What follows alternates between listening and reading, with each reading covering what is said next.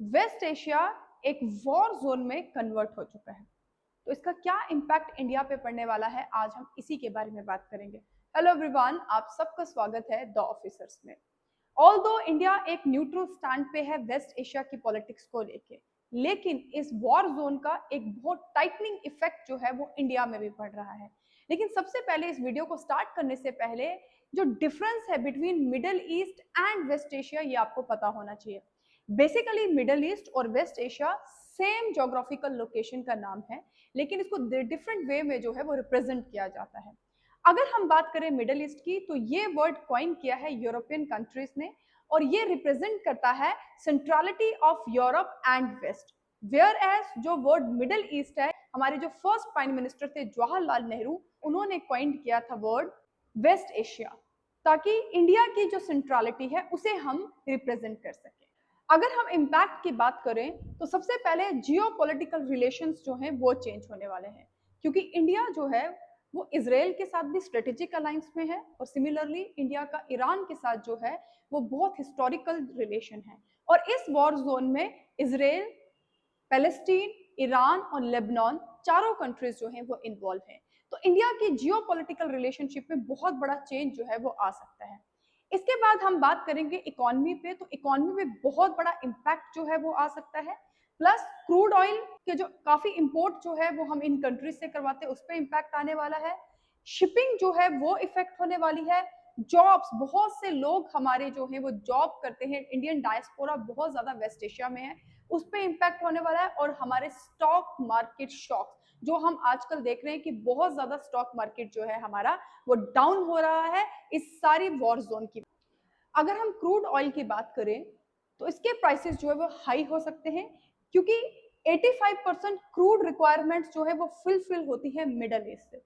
Plus Iran एक major oil producer and exporter country है।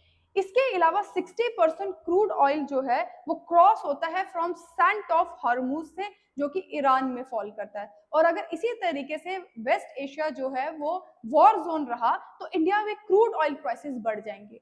अगर हम ट्रेड की बात करें, तो 195 बिलियन डॉलर का ट्रेड इंडिया जो है वो वेस्ट एशिया के साथ करता है।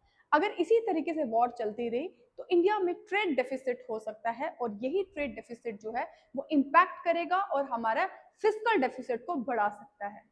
चाइना को काउंटर करने के लिए, यानी चाइना की जो पॉलिसीज हैं, बॉर्डर रोड इनिशिएटिव और पर्ल्स ऑफ स्ट्रिंग को काउंटर करने के लिए वेस्ट एशिया एक बहुत इंपॉर्टेंट एरिया है इंडिया के लिए, क्योंकि इंडिया ने यहाँ पे बहुत से इंफ्रास्ट्रक्चर डेवलपमेंट किए हैं। अगर हम बात करें छबार पोर्ट, यानी कि ईरान का जो छबार पोर्ट है, वो एक इंपॉर्टेंट इंफ्रास्ट्रक्चर डेवलपमेंट है इंडिया की, वो भी इस वॉर की वजह से इफेक्ट हो सकती है।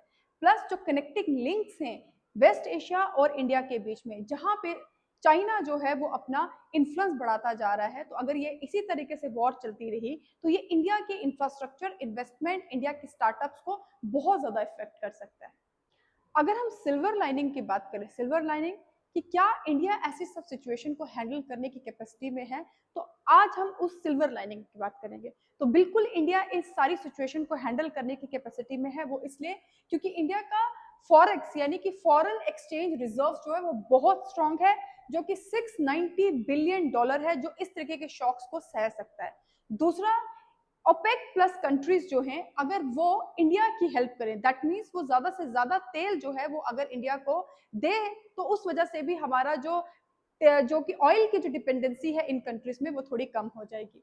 इसी के साथ साथ इंडिया ने ऑलरेडी यूक्रेन और रशिया की वॉर के टाइम पे अपनी जो डिपेंडेंसी थी उसे कम कर दिया था मिडल ईस्ट कंट्रीज यानी वेस्ट एशियन कंट्रीज पे, क्योंकि इंडिया जो है वो पहले मिडल ईस्ट कंट्रीज से 34% ऑयल जो था वो इंपोर्ट करता था, जो कि डिक्रीज होकर 23% हो गया है।